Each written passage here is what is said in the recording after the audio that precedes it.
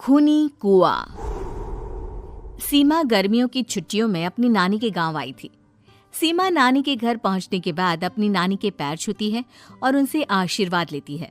तभी उसकी नानी उससे कहती है, इतनी बड़ी हो गई मेरी सीमा, चल जल्दी से हाथ मुंह धो ले, मैं तेरे लिए खाना लगा देती हूँ।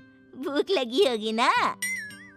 हाँ नानी, भूख तो लग रही है मुझे, आपके हाथ के बने हुए पीले दाल और चावल खाने की। कितना टाइम हो गया है मुझे आपके हाथ का बना हुआ दाल चावल खाए हुए। तू तो नौकरी में व्यस्त थी, तो तुझे कहाँ से टाइम मिलेगा अपनी नानी के लिए? और जब इतने टाइम बाद आई है तो ज्यादा टाइम के लिए रुक कर जाएगी तू। हाँ नानी, इस बार पूरे 2 महीने के लिए आई हूँ। सीमा की नानी अंदर जाकर उसके लिए खाना बनाने लगती है। सीमा कमरे में अकेली होती है, तभी उसे किसी औरत के रोने की आवाज सुनाई देती है। वो कभी खिड़की से बाहर झांकती है तो कभी दरवाजे से बाहर झांकती है।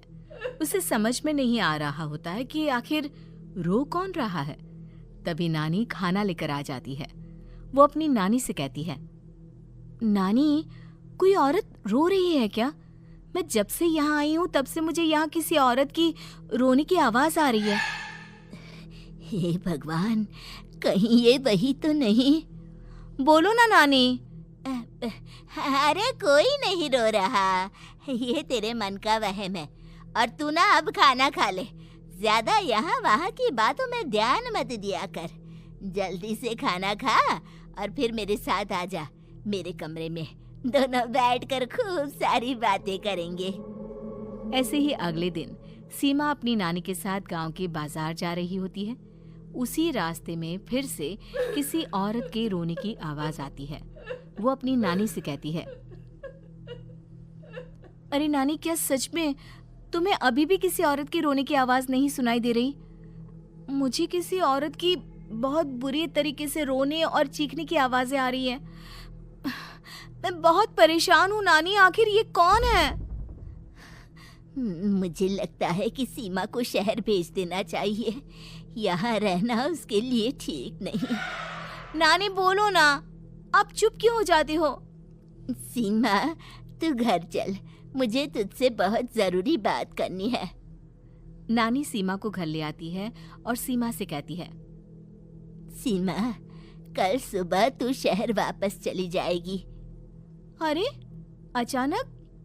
आखिर क्या बात है नानी, आप मुझे ऐसे जाने को क्यों कह रही हो?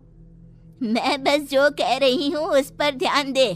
तू कल सुबह यहाँ से चली जाएगी, और ये बात मैं कोई मजाक में नहीं बोल रही। तू कल जाएगी तो मतलब जाएगी। अरे नानी, चली जाऊंगी मैं, ठीक है, पर आखिर बात क्या है ये तो बता दो। मम्मी से कोई बात हुई है या फिर मुझसे कोई गलती हुई है जो तुम मुझे अचानक से जाने के लिए बोल रही हो? देख सीमा, रात बहुत हो चुकी है और मुझे इस बारे में कोई बात नहीं करनी। चल, अब चल के मेरे साथ सो जा। सुबह की बस पकड़कर तुझे शहर भी तो जाना है। सीमा को अपनी नानी का ऐसा व्यवहार देखकर बहुत ही अजीब लगता है। उसे कुछ समझ में नहीं आ रहा होता है कि आखिर उसकी नानी उसे अचानक से गांव छोड़कर जाने के लिए क्यों कह रही है। ये सारी बातें सोचते सोचते सीमा की आंख लग जाती है और वो अपनी नानी के साथ सो जाती है। ऐसी ही आधी रात को सीमा को फिर से किसी औरत की रोने की आवाज सुनाई देती है। वो उस औरत की आवाज सुनकर बार बार करवटें बदल रही होती है और तभी उसे सपने में भी एक अजीब सी औरत की परछाई दिखाई देती है, जो इतना चीख चीख कर रो रही होती है कि सीमा डरकर उठ जाती है। वो पूरे पसीने पसीने हो रही होती है।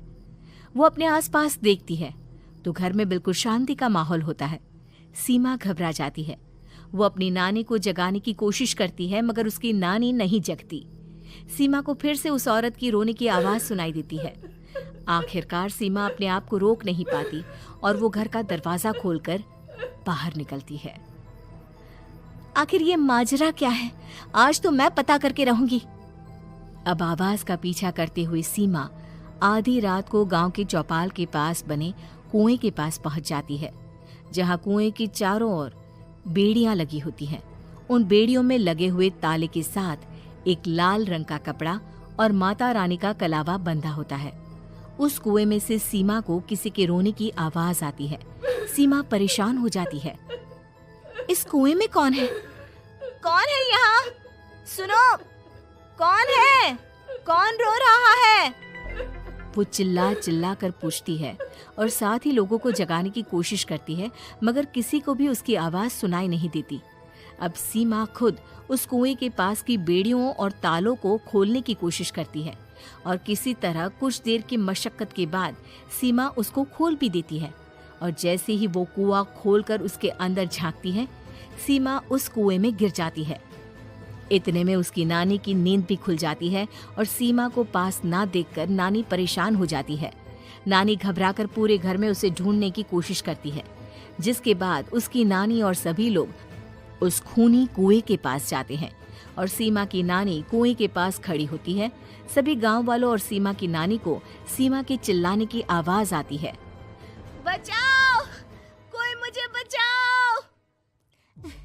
मेरी बच्ची, हम आ गए, हम तुझे बचा लेंगे। नानी, मुझे यहाँ बहुत डर लग रहा है।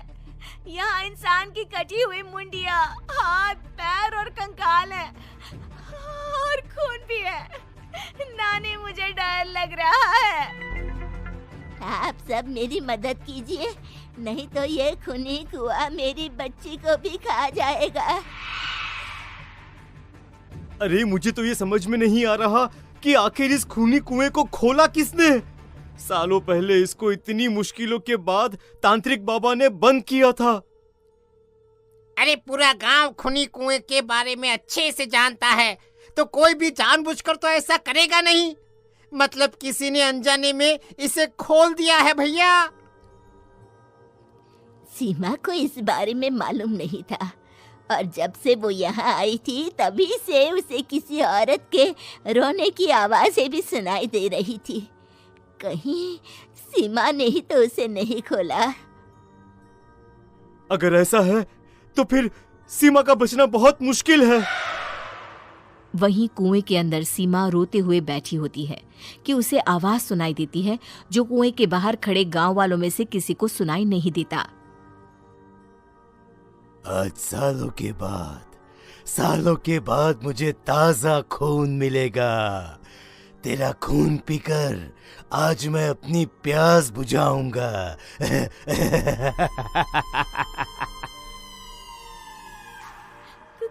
कौन है?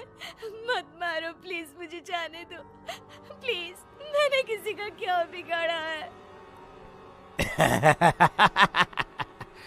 वो तुझे मरने के बाद पता चल ही जाएगा। जितने में गांव वाले और सीमा की नानी कुछ सोच पाते, उतने में उन्हें सीमा के चिल्लाने की आवाज आती है और अगले ही पल सब शांत हो जाता है। क्या हुआ? सीमा, मेरी बेटी। माफ करना बहन, लेकिन अब सीमा वापस नहीं आएगी। हमें एक बार फिर से कुएं को बंद करना होगा। गांव वाले तभी तांत्रिक को बुला कर लाते हैं। एक बार फिर अपनी शक्ति से तांत्रिक बाबा उस कुएं को हमेशा हमेशा के लिए बंद कर देते हैं और वहां एक बोर्ड लगा दिया जाता है कि यहाँ आना मना है।